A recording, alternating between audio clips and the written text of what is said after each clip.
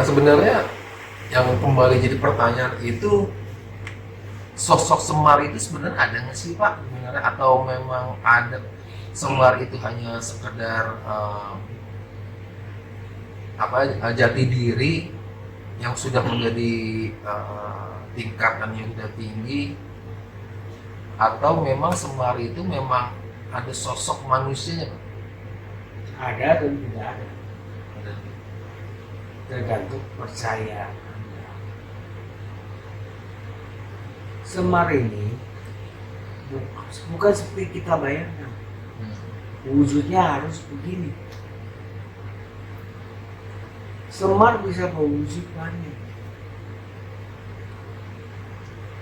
Dia bisa berwujud seorang biasa, seorang yang kaum papa, kaum duafa, bisa. Tapi jalan hidupnya baik, membina orang, mengajarkan orang, bisa.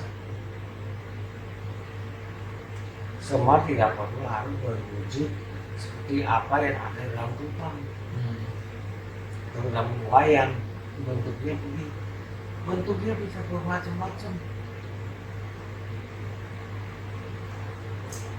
Beliau bisa ada kalau kita percaya, kita yakin dan mau menuruti petunjuknya. Bisa ada, bisa ketemu. Tapi kita anggap ini lalu hanya cerita wayang. Tidak akan ada. Jadi istilahnya Semar itu lebih ke jati diri manusia yang Bersih. sih ya. Yang namanya tadi kita katakan moral, mental, spiritual, tiga sangat penting. Dalam artian yang ada dalam gambaran selama ini tuh simbol ya, atau gimana Pak? Sosok di belakang ini itu sebenarnya simbolannya atau gimana Pak? Simbol satu guru besar, yang membina, membimbing tanah-tanah Nusantara ini.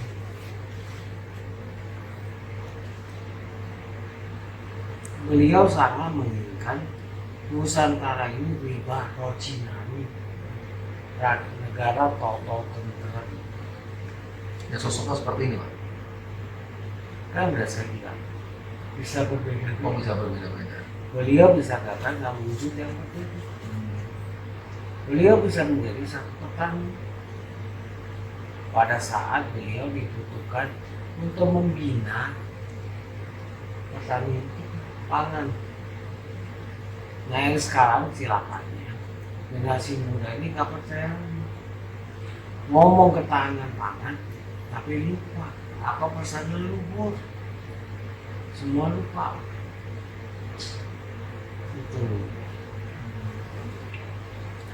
Nah sebagai seorang tokoh penghayat, sebenarnya apa sih Pak yang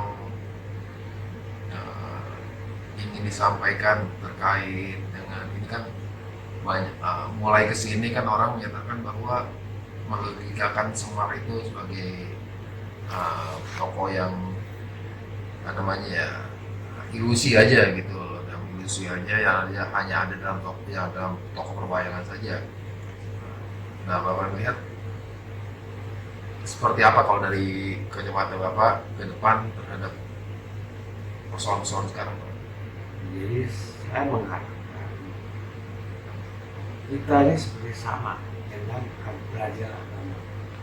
Kita baca Al-Quran, kita baca Alkitab, baca Tipitaka. Bukan hanya baca, kita harus menghayati. Setelah kita menghayati, disitulah kita bisa moral, mental kita bisa bersih. Setelah kita mencapai kebersihan, di situ banyak wejangan-wejangan yang diberikan oleh yang Semar. Di situ kita bisa telah menghayati itu. Apa yang harus kita lakukan? Apa yang harus kita menerjemahkan ke bahasa modern? Kalau biasa yang ada langsung dalam Jangan Semar kan baru berupa bahasa Jawa tulisan. Itu harus kita terjemahkan ayat itu maksud katanya ini apa. Opo. Setelah itu kita terjemahkan menjadi satu bahasa modern, bisa dimengerti, kemudian diwujudkan dengan kerja nyata. Itu artinya luas sekali. Jangan disuruh bakar bos sembahyang sedekah bumi. Udah selesai kita lakukan, makamnya selesai, pura-pura makan. Udah, itu ada artinya. Saya kasih contoh sederhana. Sedekah bumi pada acara panen, ya kan semua desa ini mengeluarkan hasil panennya dalam tumpeng itu, ya kan? Di situ mengajarkan ini petani bagaimana menghasilkan pangan yang bagus, sehingga desa tetangga ini, desa tetangga kalau manas hasilnya kan jelek. Sedekah bumi tumpengannya misalnya loyo, sayurnya kecil jelek, sehingga timbullah saling, saya harus berbuat, tahun depan saya punya akan jadi lebih bagus. Otomatis kami itu kan semua melihat, semua berlomba menghasilkan karya. Karya apa? Karya pangan yang luar biasa. Sehingga berujung apa? Ketahanan pangan kita terwujud. Jadi jangan acara tradisi budaya dianggap hanya seremonial. Bukan. Itu ada inti kata-kata yang disampaikan oleh leluhur bangsa Indonesia. Itu. Jadi yang ketahui bukan suatu perdebatan lagi kayak apa itu Semar, bagaimana Semar itu bentuknya. Tapi yang perlu kita camkan adalah bagaimana apa yang diajarkan oleh Semar itu ya. Iya. Ajarannya daunnya. Kalau istilah kerennya sekarang barang message. Message-nya apa? Jangan cuma tahu Oppo itu HP. Oppo dalam bahasa sebenarnya apa? Ada tersurat, tersirat di dalam artinya. Jadi dengan kata lain bahwa kalaupun kemarin ada sempat 500 tahun menagih janji itu sebenarnya karena melihat memang sudah waktunya dikembalikan ya. Iya. Menagih janji itu bukan arti bos melalui pengadilan eksekusi. Bukan bahwa seperti kamu punya utang, jatuh tempo saya datang tagih janji, bukan itu. Menagih janji itu adalah lahir-lahirlah bangun. Para sesepuh, para bini sepuh, binalah manusia ini, turunan leluhur Nusantara ini dibina supaya bermoral, berakal, berbudi pekerti. Maka itu di situ kan akan kembali Hagomo Budi. Hagomo Budi adalah budi pekerti. Agama pegangan kita apa? Budi pekerti. Ini bukan jadi kayak sekarang narkoba, cingkrang-cingkrang, kebebasan seks. Jangan seperti lamaran curi bunuh. Banyak anak cari bapak, banyak wanita lamar pria. Itu yang harus tidak ada, dengan ada kembalinya Hagomo Budi, yaitu pegangan manusia Indonesia ini punya budi pekerti. halus. Masuk rumah orang assalamualaikum, pulang mungun, bukan datang asalnya ngomong aja, tanpa izin masuk aja. Hukum juga benar-benar hukum itu untuk keadilan, bukan buat cambuk. Oke Pak, ini kan kalau dalam cerita, dalam kisah, ada pertemuan antara Syekh Subagir dengan sosok Semar itu. Sebenarnya pertemuan Semar manusia yang menjiwai Semar atau semisal sosok sebenarnya ketemu sama Syekh Subagir itu Pak? Pertemuan itu bisa berujung siroy. Beliau memang bisa muncul, tapi tidak semua orang yang bisa muncul. Beliau bisa menyampaikan dan juga menunjukkan bahwa yang Semar ini tidak pandang apa-apa. Mungkin dia bisa ketemu sama biksu, bisa ketemu sama pastor, itu, dan memberikan wejangan-wejangan yang berguna untuk membimbing manusia kembali ke budi pekerti. Orang yang punya budi pekerti, bukan cuma si budi. Jadi perjanjian itu mau ada Pak ya? Ada. Perjanjian itu kan melalui Abraham yang Sabto Palem. Pada waktu itu beliau udah wujud yang Sabto Palem Panglima. Oh sosoknya nama Sabto Palem. Sabto Palem. Iya. Nah, itu banyak orang dengan nama Sabto Palem nggak tahu siapa.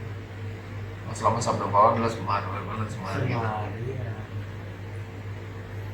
Ada perwujudan lain dari Banyak. Kayak yang Surya Kencana. Beliau bisa lahiran, wujud lagi. Pernah jadi bupati di Cianjur. Beliau kembali lagi, lahiran. Jadilah bupati di Cianjur. Sehingga daerah Cianjur itu kan jadi makmur. Jadi bupati pada saat itu. Ya gini. Jadi dalam hal ini masalah gaib ini, spiritual ini memang akan berjalan terus. Orang ada dan tidak ada. Gitu. ya kalau misal kita bicara kita bicara tentang Semar, kita juga bicara tentang keleluhuran Pak ya. Betul. Nah, karena kalau misal kita ingin dalami tentang keleluhuran luhur Nusantara itu seperti apa sih Pak? Nah ini uniknya leluhur bangsa Indonesia ini, Nusantara ini berupa campuran banyak suku. Kita harus bersyukur saking banyaknya suku ini mencampur melebur menjadi satu leluhur bangsa Indonesia. Jadi ilmu mereka banyak akunya yang kemudian jadi satu yang diwariskan kepada turunannya. Maka itu saya selalu mengatakan ilmu leluhur bangsa Indonesia ini yang mau ditinggalkan. Malah kita menjunjung peninggalan leluhur bangsa putih. Mereka banyak nyontek ilmu leluhur bangsa Indonesia. Mereka jadikan kaya, punya duit. Nah kita lah mau dibeli dari mereka. Ini yang nggak boleh. Maunya yang Sabto Palem haruslah menjadi milik bangsa Indonesia yang ditinggalkan oleh anak cucu cicit. Kita lupa kenapa kita terlalu memandang bahwa sistem kasta orang kulit putih itu lebih tinggi. Jangan percaya, dia juga manusia. Dia juga terdiri dari tulang dan daging. Dia punya otak, kita juga punya otak. Cuma mau nggak kita asah? Karena kita dijajah sama orang kulit putih, bangsa kulit putih lama, membuat kita dari turunannya sampai hari ini menganggap mereka superior. Dan enggak, mau nggak kita? Kita ini dirusak dari budaya kita, dirusak semuanya. Budaya yang benar mengajarkan kita untuk rajin bekerja, menghemat, menabung. Zaman dulu kan nenek moyang saya bilang menabung pangkat kaya. Sekarang kan udah nggak ada lagi. Gitu. Yang itu kita harus kembali ke pesan leluhur kita, Pak ya. Iya. Harus kembali ke pesan leluhur. Nah, kalau gue lihat keleluhurannya harus dicontoh seperti apa sih, Pak? Dalam artian ini kan leluhur yang selama ini kita sebut adalah kita anggap bahwa setiap orang tuh punya garis-garis leluhur masing-masing kan, Pak. Nah, akhirnya tersekat tentang persoalan leluhur gitu. Sebetulnya kan tadi saya katakan Indonesia kita ini harus bangga dan berterima kasih kita leluhur kita banyak di sini, banyak daerah. Biarlah daerah itu berkembang mengikuti sesuai ajaran leluhurnya. Jangan dipaksa. Jangan dipaksa. Mungkin mereka makan sambil nungging. Jangan dimarahi. Kalau kita selidiki, kita cek, memang leluhurnya dulu caranya makan sambil nungging. Udah, jangan dipaksa. Biarin daerah itu. Tradisi tetap harus ada. Tradisi hilang, berarti bangsa itu hilang. Coba, tradisi orang Jawa, kau berdiri tutupin burung. Kalau orang Jawa kau berdiri nggak tutup burung, itu berarti bukan orang Jawa. Udah bukan orang Jawa lagi. Ya kan? Tradisi orang bule, tolak pinggang. Dia kalau nggak tolak pinggang, kita nggak bilang orang bule. Orang bule gampang, dia punya warna kulit. Apa kita orang kulit kuning, coklat, susah untuk menunjukkannya kita sebagai suku apa. Itu dari tradisi kita dijalankan. Di Padang ada tradisinya ini, biarkan. Dengan kata lain kita harus kembali ke bersama-sama, kembali dan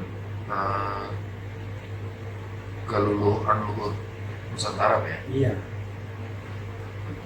Mungkin ada tata cara leluhur yang outdated ya, udah ketinggalan zaman. Ya tugas kita ini bagaimana menerjemahkan, membuat modernisasi. Mungkin zaman dulu tempat sekolah spiritual kan nggak pakai AC. Nah kita rubah pakai AC, mengikuti zaman. Tuh.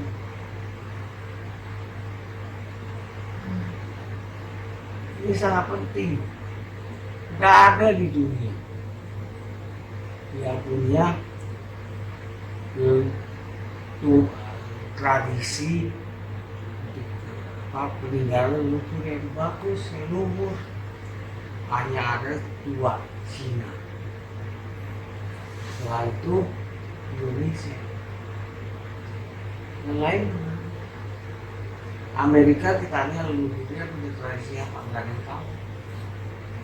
Yang model apa, nggak ada yang tahu. kita ada suku Sunda punya tradisi lain, ya kan? Jawa punya Jawa, Batak punya Batak.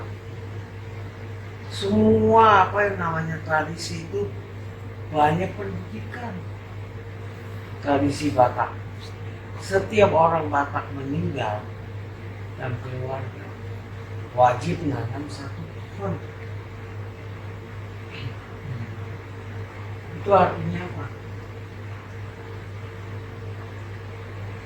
Pelestarian, menanam kembali pohon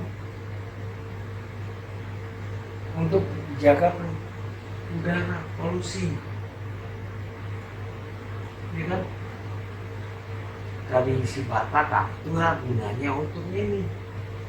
Nanti tradisi Padang, Palembang punya tradisi apa?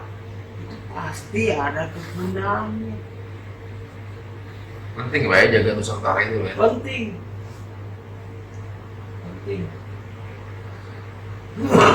Jaga Nusantara itu sama juga kita jaga keluhuran leluhur kita. Betul. Dengan adanya ilmu leluhur kita lestarikan, kita jalankan, kita terapkan, otomatis Nusantara ini terjaga. Oke. Itu yang masalah hari ini, bumi Indonesia ini bisa berkiat kacau, gunung gempa terus, tanah bergerak, bencana di mana-mana. Nah ini manusia udah mau lebih hebat dari Tuhan, ya kan? Di mana saat gunung Merapi itu harus meledak, dibor, disalurkan supaya dia meledak dengan erupsi. Itu kan lawan alam yang nggak boleh. Mengapa gunung harus meledak?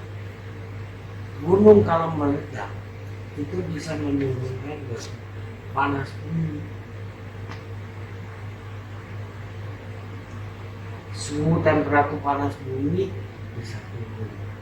Abu dari vulkaniknya bisa menyuburkan tanah. Tapi sekarang ditahan. Baru kita sibuk pupuk subsidi untuk membunuh tanah. Tanahnya dirusak. Lagi musim hujan, kalau banyak hujan, rekayasa cuaca, merubah cuaca dengan alasan teknologi. Kasarnya nggak boleh. Biarlah alam bermain. Allah Tuhan ini memberikan kita keseimbangan.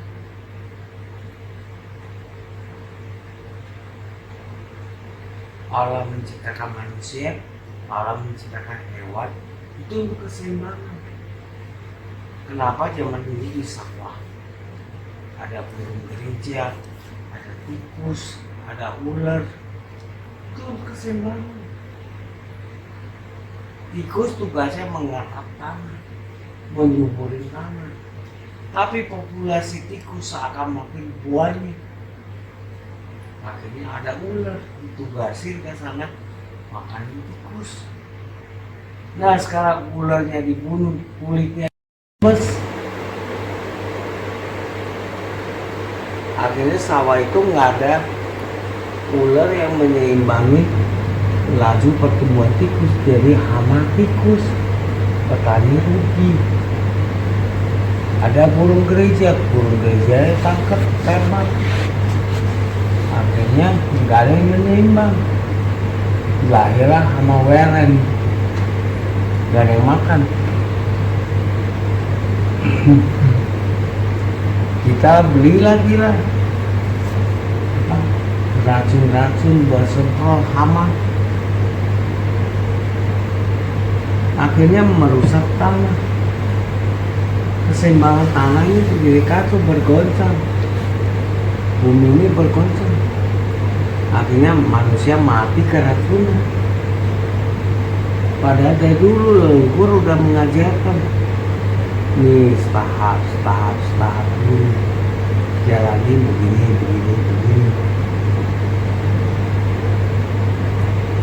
Leluhur itu juga mendapat petunjuk dari Kanjeng Gusti Maha Kuasa untuk apa Maha ada apa-apa dari ilmunya leluhur nggak nemu. Nah itu diturunkan, tapi kita nih sebagai generasinya yang turunannya nggak mau. Wah kuno.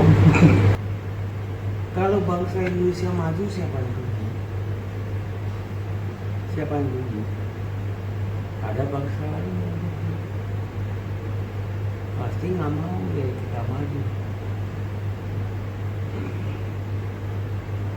Berpegang teguh pada Ajaran tradisi leluhur bangsa Indonesia.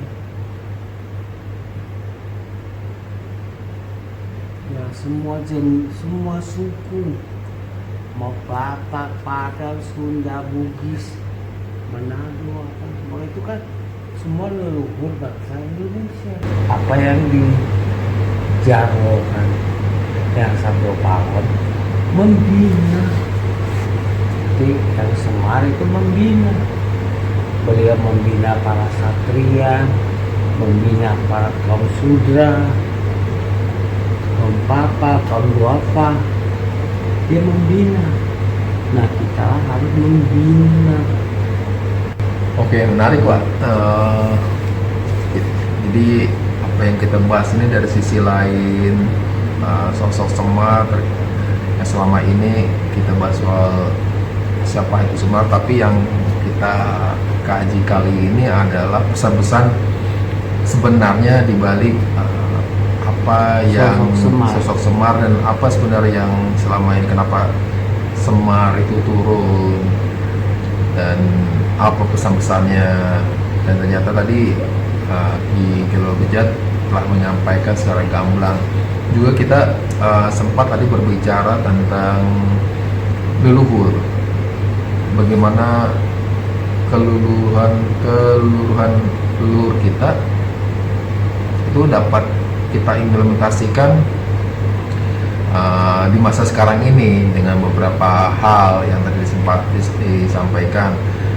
Yang paling kita ingat adalah bagaimana kita mengingat leluhur kita, leluhur Nusantara, jangan sampai malah pihak luar yang menggunakan pesan-pesan leluhur kita, sementara kita sendiri tidak menjalankan pesan-pesan tersebut, yang akibatnya malah bangsa lain yang riba rojinawi, kitanya kere, banyak utang. Itulah makanya ingat bahwa leluhur Nusantara sudah menitipkan kepada generasi-generasi selanjutnya bagaimana kita mengimplementasikan, kita kembali ke diri kita masing-masing, dan mudah-mudahan kita menjalankan dengan baik, maka Nusantara ini, bangsa ini akan menjadi lebih baik. Negara jadi toto tentang rakyat riba rojinawi. Oke, kita tutup Pak Gelo Bejat ya, dengan mengucapkan salam rahayu, dan jangan lupa untuk selalu menonton sampai dengan selesai. Jangan sampai kita istilahnya menonton separuh-paruh dan akhirnya mendapat pesan yang separuh-separuh juga. Nah, untuk itu jangan lupa subscribe, like and share bersama Guru Tamestri dan Ki Gelo Bejat. Kita tutup. Assalamualaikum warahmatullahi wabarakatuh.